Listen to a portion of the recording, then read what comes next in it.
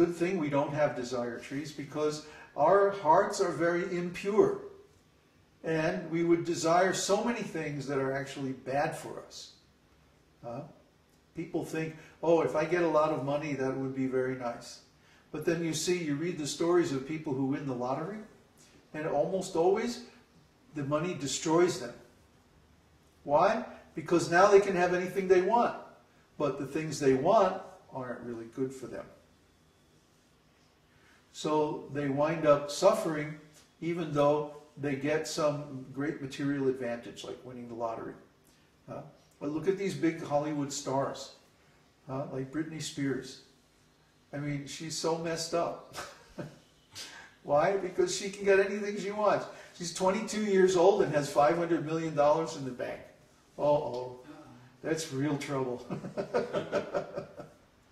So we should understand that religious principles are there. Religion comes from the Latin re ligere, to tie back, to bind back. What are we binding by? The senses. If the senses can act all by themselves however they want, they're going to act just like animals. Animals do whatever they like. If they see something they want to eat, then they jump on it and just eat it. They don't think about if they're causing suffering to another living entity. They don't think about what's the karma that's going to come from this. No, they just pounce. So animals aren't subject to religious principles because they can't control their senses. They have no ability to practice religion, religera. They can't do that, but human beings can. And so human beings are subject to the principles of religion, which means to bind back or control the senses according to religious principles. And when we do that, we create an auspicious future for ourselves. What's the meaning of auspicious? It means something that indicates that we're going to get good things in the future. That's auspicious. So what is auspicious? When we create good karma. Anything that we do that creates good karma is considered auspicious. That's why religious rituals, offerings, all kinds of different sacrifices according to religious principles are offered in the scriptures as auspicious ritualistic activities to make our future karma better. This is known as karma kanda. Karma kanda means the path of creating good karma for ourselves. So the Vedas give all kinds of different karma kanda activities, from digging wells and distributing food to different religious rituals such as the great sacrifices performed by the Vedic kings and so on and so forth. All for auspicious results in the future. So we should be concerned with the future because after all, we're going to be there someday. It's not that the living entity is just the body, and when the body is finished, then the living entity disappears. No. Because the living entity is conscious, and consciousness is a transcendental symptom, that means the living entity is also transcendental, or eternal. We're never born and we never die. We're never created, therefore we cannot be destroyed either. So 100 years from now, 1,000 years, 1,000,000 years, 1,000,000,000 years from now, you and I are all still going to be here. And what will we be doing? We will be experiencing the reactions to our present activities. You want to know what the future is? The future is whatever you make it by your activities now. The activities that we perform in this body create the next body that we're going to have. And the ones that we do in that life create the next one, and so on into the future.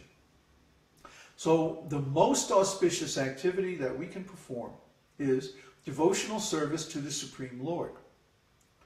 Devotional service means that we perform our activities according to His instructions.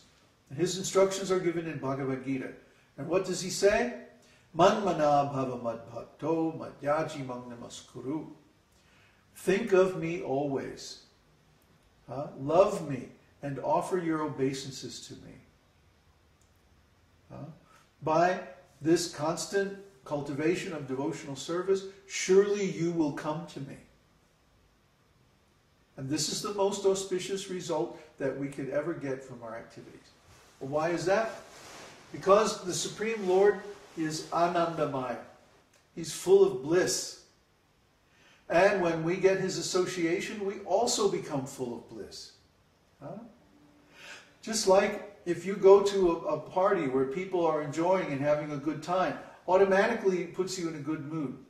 There's music playing and good food and nice things happening. So everybody that comes into that association also picks up on that mood.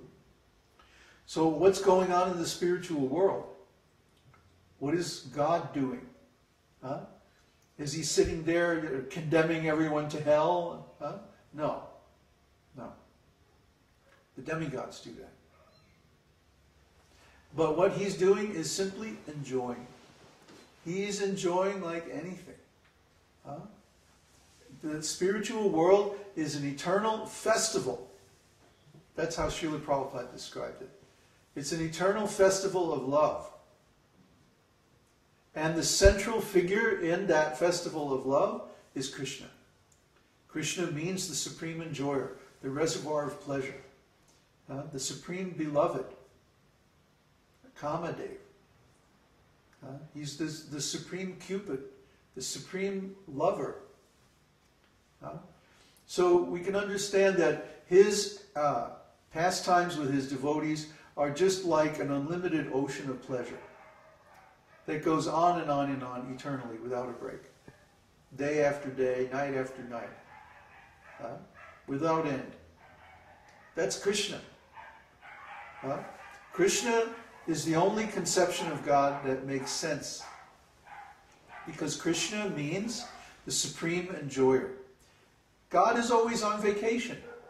It's not like he has to go, oh, let me go down to the office, I have to go create the material world. You know? He doesn't have to do any of that. He has nothing to do with this material world. The material world is created and managed by his servants. He doesn't have to exert himself. He's simply enjoying. And so that potency of spiritual pleasure,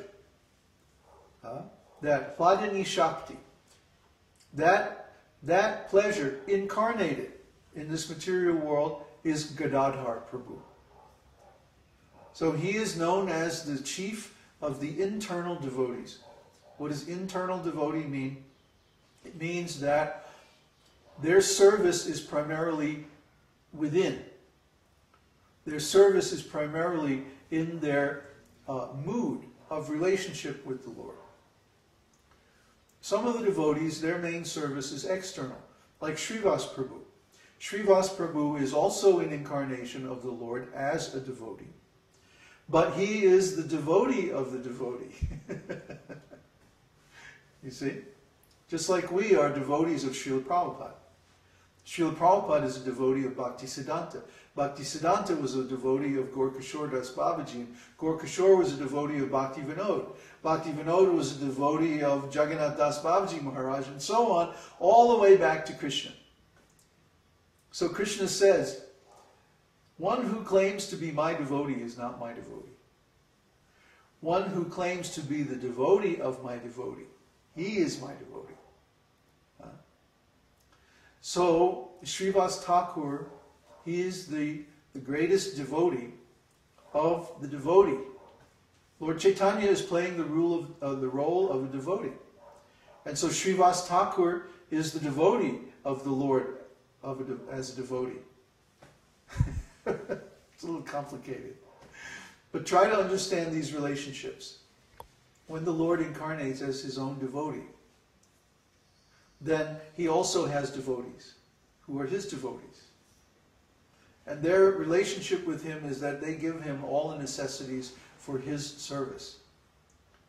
Just like I have several disciples, and they try to organize everything so that I have what I need to do my service. My service is preaching. So we find that most of my disciples are also studying to be preachers. So Lord Chaitanya was the greatest preacher in the world. Similarly, Srivas Thakur was a great preacher of Krishna consciousness. And his whole family were all involved in these preaching activities. You move the camera a little bit. Yeah. So Srivas Thakur, he was a very rich man. He had a large compound and a big family. We've talked about these Vedic compounds on the forum before. Like a big walled area, and the men live on the outside, the women live on the inside. And also inside the compound there's the cow shed and the family temple and usually some kind of meeting hall or kirtan hall, kitchens and like that. So in other words, it's already set up for a festival. In Vedic life is so nice.